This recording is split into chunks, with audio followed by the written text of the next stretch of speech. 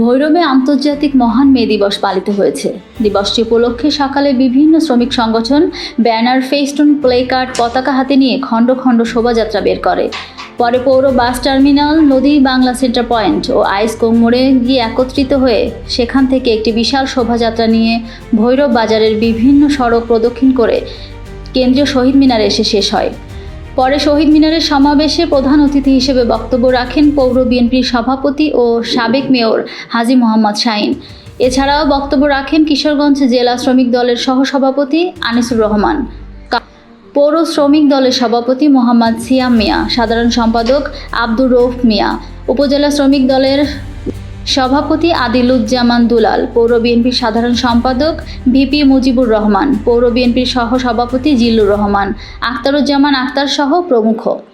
এ সময় বক্তারা বলেন, আমেরিকার শিকাগোতে দৈনিক ৮ ঘন্টা কাজের দাবিতে এবং শ্রমিকদের ন্যায্য অধিকার আদায়ের দাবিতে তৎকালীন সরকার আমলে পুলিশের গুলিতে অনেক শ্রমিক প্রাণ হারায়। অবশেষে শ্রমিকদের আন্দোলনের মুখে সরকার তাদের দাবি মেনে নিতে বাধ্য হয়।